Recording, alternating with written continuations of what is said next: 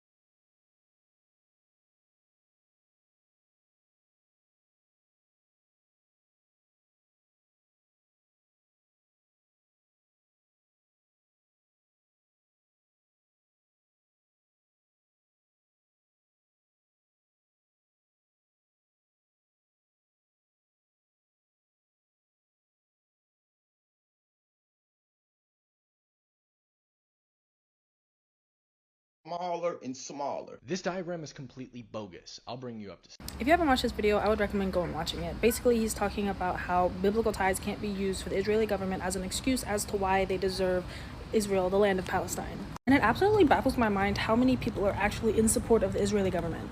I would like to say that I was surprised because you would think people would care about the thousands of people that are being murdered. But honestly, I'm not. It's not even the first, second, or third time this has happened. The amount of fear-mongering, propaganda, and hate that's put out on the news, it's just not surprising. All Americans love to think there's no propaganda in the US. The US thrives on propaganda, okay? So many people have loved calling me uneducated because I don't support the Israeli government. My favorite part about not having a US education in international studies for my bachelor's is that I'm not being fed how great and amazing America is. Instead, I'm able to get more of an unbiased education on what is actually happening in history, without things being left out or just swept under the rug. Two terms you guys should take into account are victors and losers justice, which is basically explaining that the winners of a war of whatever situation get to set the narrative, whereas the losers are painted with whatever picture is put by the others. Specifically, one of the tactics that these victors love to do is portray the people that lose as animals. Put out mass propaganda that portrays their enemies as inhuman, because it's so much easier to take down an animal than what it is to take down a human, a person, a human being. And this isn't just given to soldiers, this is given to the mass public. Example of this was the war between Japan and the US. Did you guys know there were political cartoons and movies and news things that were put out that made Japanese people look like monkeys and other derogatory things? US soldiers would chop off the ears of Japanese people to use as trophies to take back home. They would use the skulls of Japanese people as decorations in their house. And this is something I learned in Korea. There's a lot of people who hate Japanese people. We're getting the unbiased opinion. Talk about the Native Americans. An age-old story I bet you all already know. So you already know they're using the same tactic to portray Palestinian people in the same light. I absolutely agree that you cannot use biblical ties to put yourself in a land, placing hundreds and thousands of people. After World War II, a Western country with no ties to the Arab nations, other than their role in helping bankrupt the countries, gave already occupied land to create another government that they would be able to use to have ties within the region. Is what led to the Nazis. If you don't know what that is, I highly recommend going and doing some research.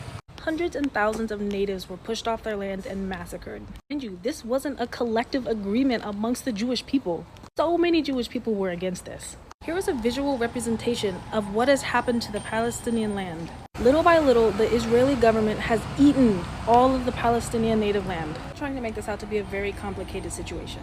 And it's really not. And that doesn't mean I'm pro-Hamas. It's the fact that thousands of people are losing their lives, and more than half of them being babies. Yet people still seem to be okay with it. Y'all seriously need to show some human empathy. Yo, man, people should not hate each other for whichever reason. Do not mean that Israel has the right to retain the territories they conquered from the Arab world, like the Gaza Strip, the Golan Heights, and the West Bank. We don't agree with that those territories should be returned to the Arab people.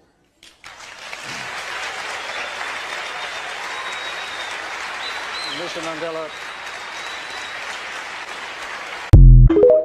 Yo, we should not be taking sides, man. We should On just March be 23rd of standing up. 2023, somewhere in Oregon, a motorcyclist was recording footage of an off-road trail when something completely unexpected had occurred. This motorcyclist, whose name is Eden, has been here before, but for some reason, he seems uneasy this time around. He can't shake the feeling that something is very different about this path. Now, it wasn't until traveling further up that something pretty creepy was captured. Take a look.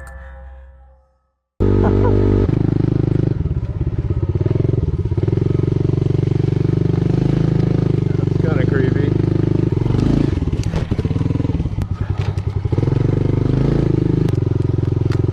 Go this way. This is where most people would turn around. If you turn around, you never get to see what's on the other side. That's where all the gold is waiting over there. Could be missing out what's on the other side.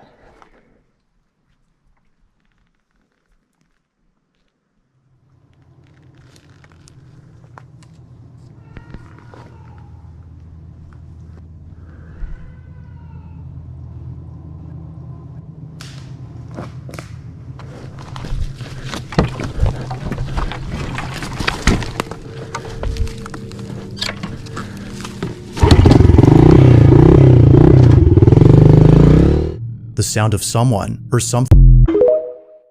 Oh, that is creepy, man. Oh my god. Fish versus red mercury in a mirror. You will be shocked. Let's see. This red mercury has crazy abilities, man. Oh, let's see what it does to a fish. Man, will the fish what? Be cooked or look like? And why do they always write this date on paper? Is it necessary for red mercury to work or what? Oh my god. Look! Ah! It's like the red mercury just ate the fish and off the head. Only the balls of the tail are being seen and red mercury can't. Oh, this is crazy. How can red mercury do this to Mira? Is it true?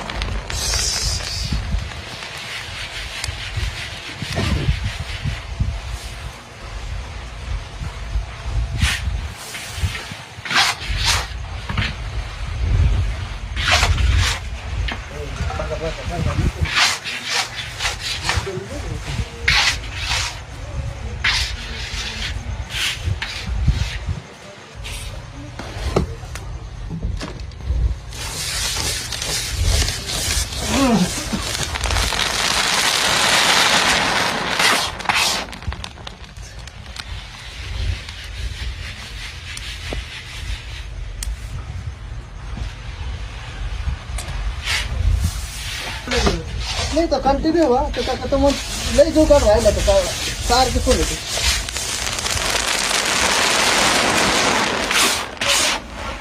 हाँ प्रश्न व्यवस्थित बोलून काय म्हणतोय तुम्हाला समजेल बरोबर का नाही जो का फोन लावून यार भाई ले फोन ही बनी यार भाई ले बारीक रे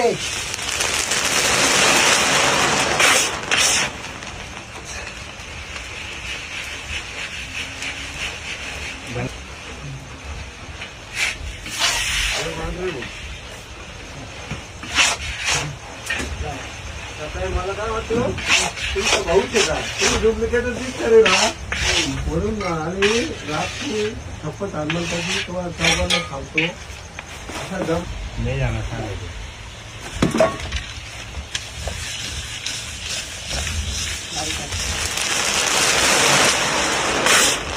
अच्छा चेहरा मेरा माल काला नहीं खूबसूरत दिखला बड़ा कैसा रहा तो काला तू बड़ा थी ना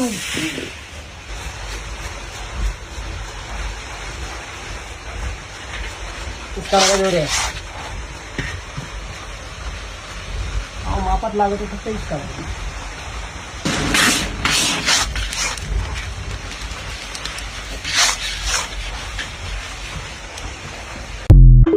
Oh, is that how race is processed? Is that the only This way? is a clip Oh my a year after Lou Elizondo made his famous Somber response regarding the question of how humanity would feel if we discovered the NHI UAP reality. Here, Lou goes on to clarify what he meant by that somber response.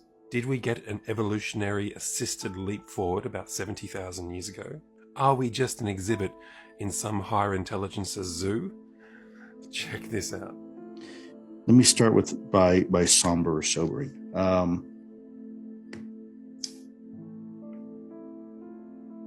Imagine everything you've been taught, whether it's through Sunday school or through regular formal education in school, or what our political leaders have told us, and yes, even maybe our mothers and fathers around the dinner table have told us, or maybe at bedtime, about who we are, right? And our background and our past. What if all of that turned out to be not entirely accurate? In fact, the very history of our species, the meaning, what it means to be a human being and our place in this universe. What if all that is now in question? What if it turns out that a lot of the things that we thought were one way aren't? Are we prepared to have that honest question with ourselves? Are we prepared to recognize that we're not at the top of the food chain, potentially? That we're not the alpha predator, that we are maybe somewhere in the middle? It's interesting because I was having a discussion with a friend not too long ago. Really, we call them graybeards in the government. Really, really smart guy. I'm not going to mention his name, but I was talking to him probably a couple months ago. And this is a guy who was always paid to solve the hard problems for the U.S. government. Cold War. How do we solve that, right? How do we do these big things? How do we go in and beat the Russians at their own game? So this guy I respect tremendously. And we had a conversation. He said, Lou, mankind's been around for a little while. And for most of that time, mankind's been around. We've been smack in the middle of the food chain.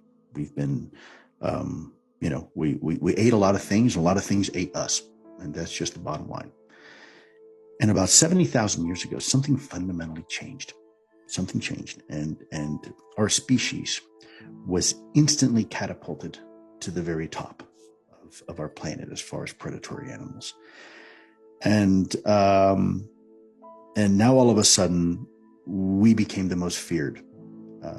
We were the most lethal and the most successful. In fact, most of the large species that existed on this planet went extinct because of us, believe it or not, because we started eating all of it.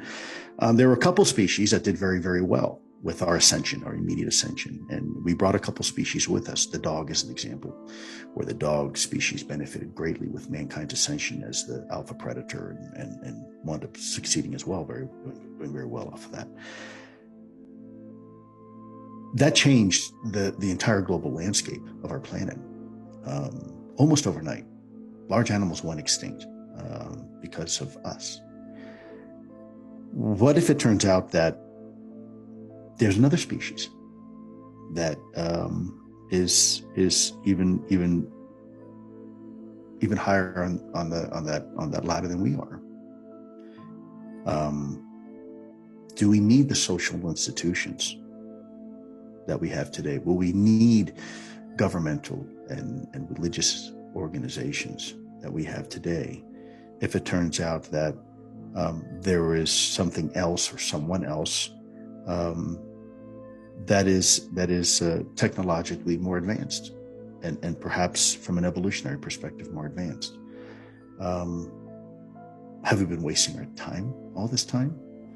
Or are we doing exactly what we're supposed to be doing?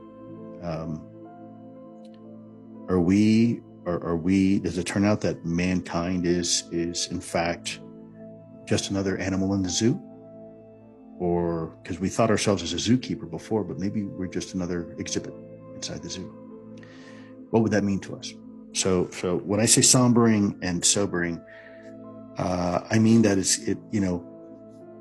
there's going to come a point in this conversation where we're going to have to do a lot of reconciling with ourselves, whatever that means, from whatever philosophical background you have. This is going to impact every single one of us the same and yet equally and yet differently. And I think that's important. Do we find ourselves in a situation where history may have to be rewritten? So that's what I meant. You have to watch this incredible video that was recorded and released by the brilliant Theories of Everything podcast. In this clip, Lou Elizondo responds to the question of how would the general public feel if they knew what he knows about UAP and non-human intelligence. This is fascinating. Check it out. If the general public knew or saw what you saw, what would the next week look like? How would the public react?